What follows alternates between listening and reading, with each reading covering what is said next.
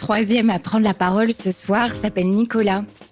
Il est médecin, il est papa de 3 petites filles, il est divorcé aussi, et surtout, il est amoureux. C'est de cette dernière identité qu'il va nous parler ce soir.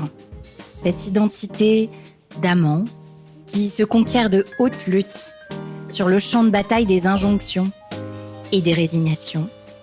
Celle qui permet ce soir d'arborer le sourire amoureux.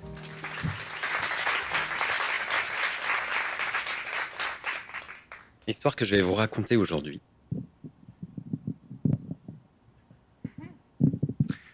Elle débute le 31 juillet 1994. En 1994, j'ai 14 ans, je suis adolescent. Je n'ai pas vraiment connu de flirt, de relation, de couple. Et du jour au lendemain, enfin surtout un jour en fait, ce 31 juillet 1994, le temps va s'arrêter. Une jeune femme passe dans la cour. Mon cœur bat, le temps s'arrête. Et je viens de comprendre ce que c'était de tomber amoureux. Mais bon, je suis un peu timide. Je connais pas grand-chose à ça, je suis assez naïf. Donc malgré un beau ciel étoilé, partagé, je garde ça pour moi. Et je vais faire 4 longues années de désert avant de pouvoir vivre cette idylle avec Marie. 4 longues années pour enfin arriver à ce sentiment, ou plutôt cette image, comme dans Un Indien dans la vie. Je suis Mimi Sikou.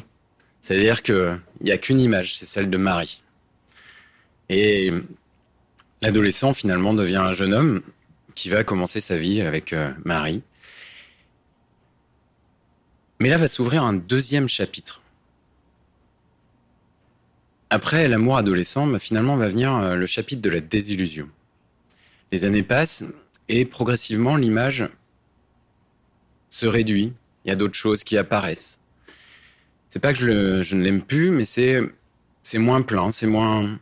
Voilà, la relation n'est plus la même. Pour moi, c'est un cataclysme.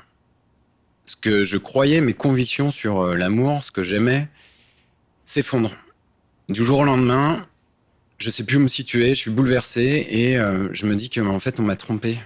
On m'a fait croire au Père Noël, j'y ai pas cru longtemps, et là maintenant, c'est l'amour auquel je crois plus.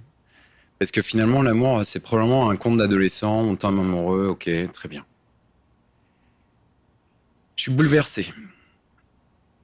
Et pendant ce bouleversement, en même temps, eh bien, je grandis. Et là, un autre chapitre va s'ouvrir, qui est celui de l'homme projet. Je vais devenir un jeune adulte à projet.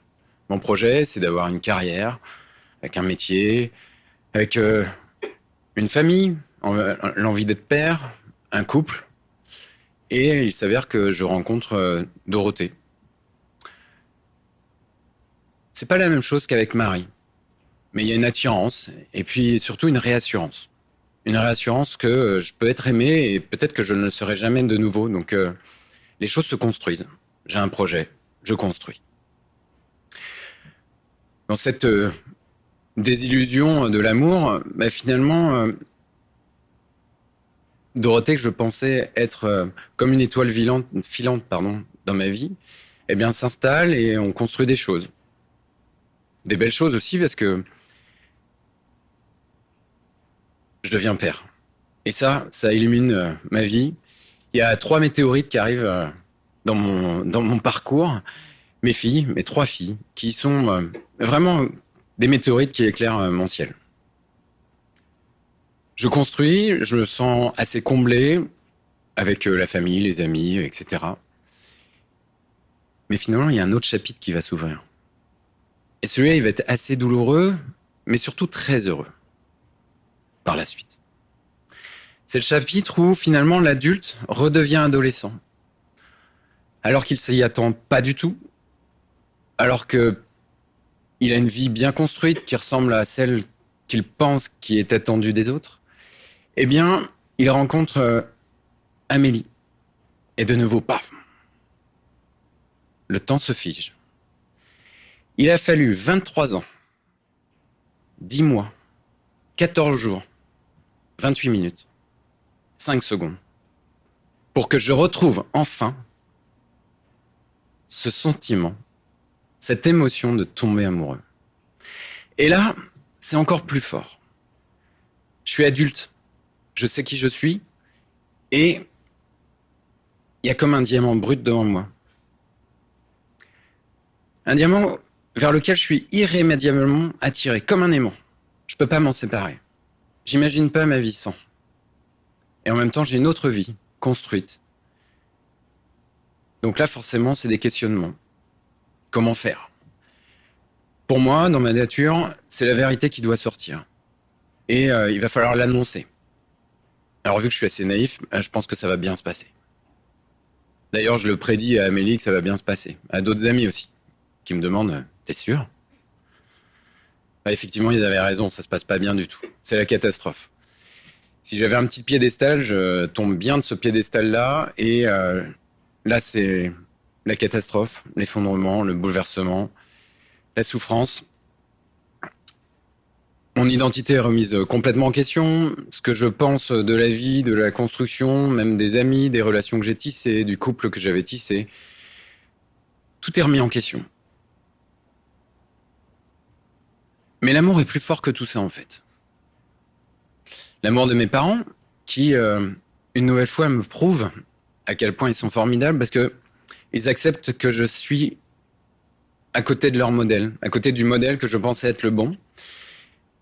Et ils me suivent dans cette voie qui est celui de l'amour, en fait, qui me donne le sourire, parce que cet amour, il est partagé. Et Amélie me suit aussi, malgré les souffrances, malgré ce qu'elle a vécu dans mes bouleversements. Et aujourd'hui, on peut partager ça depuis 7 ans. Aujourd'hui, comme je lui dis souvent, c'est pas l'amour de ma vie, c'est l'amour de ma mort, parce que j'ai envie de finir ma vie avec.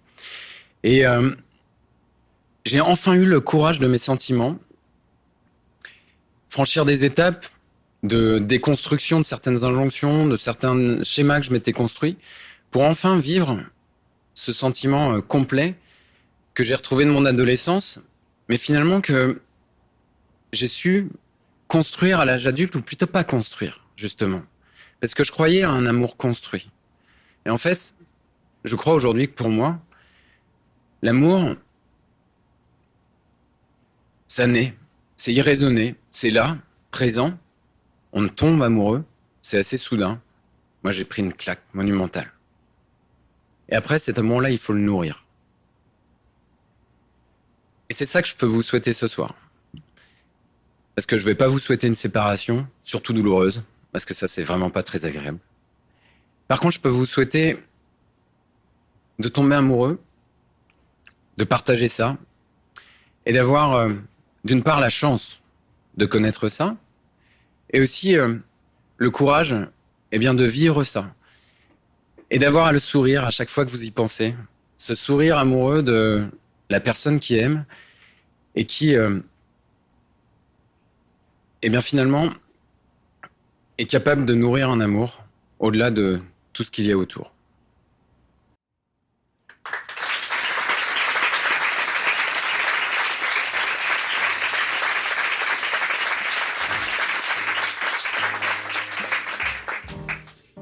Orature est imaginé par Foi de Souac. Les porteurs d'histoire sont accompagnés par Ariane Vitou. À la coproduction, Sylvie Collet et Blanche Rabuteau. Antoine Stévignon est au son et au mix. Ce programme est produit par Pressy Live Studio. À bientôt pour de nouvelles histoires.